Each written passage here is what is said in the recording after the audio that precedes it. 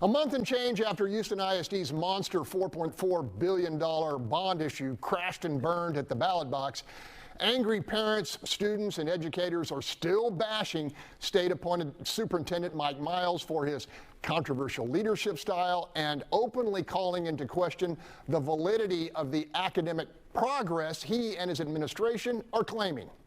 Wrong? Or are you intentionally misleading us? Helping students is what our schools are for, not placing them into some barbaric, timed, rote memorization military prison where they can't ask questions, can't go to the bathroom, and come out miserable and exhausted at the end of the day.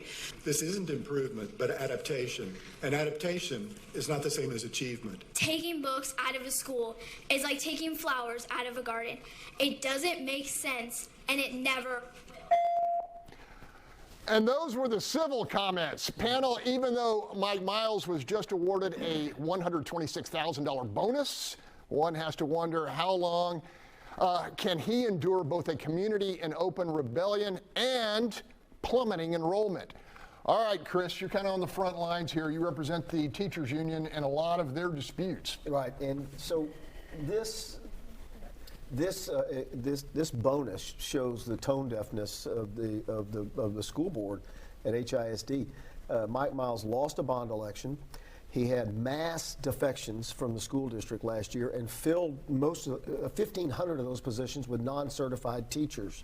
That's someone who doesn't even have a teacher certificate or has never learned how to be a teacher. 1,500 people teaching our students this year in those positions. And the school board said he's done a good enough job to get a $126,000 bonus.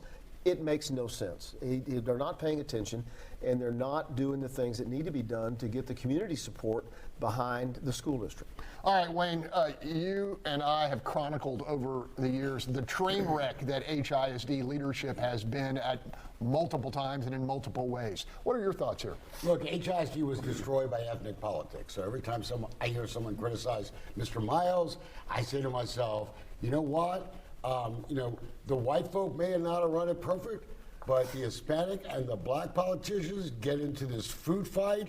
You got to have an Hispanic this or a black this, and I think it's single-member districts have destroyed that. There should be, I believe, some sort of hybrid model to where we have some like citywide, like we have councilmen. We should have city, district-wide people on that board, because all these single-member districts just care about their own little fiefdoms and their own little politics.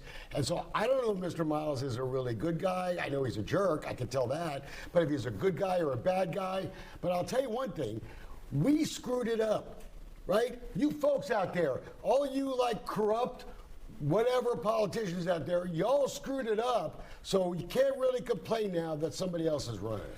All right, Bill, you've watched this unfold over decades now. Yeah, and I've actually sat through an NES school day and seen what it's like, and it's there is a lot of progress there, but it is a very intense regiment that you have to wonder whether it's sustainable over time or not.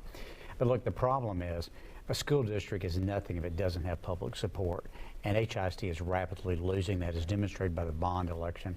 Now, I do have some problem with people like the teachers union. I would like to know where they were when we were having all these terrible results and we had, these awful failing schools. I didn't hear them saying solutions to that, except give us more money. Look, I'm not sure HISD is a viable district going forward. This is a district that had 225,000 students about 7 or 8 years ago. According to the board meeting the other night, we're down to 175.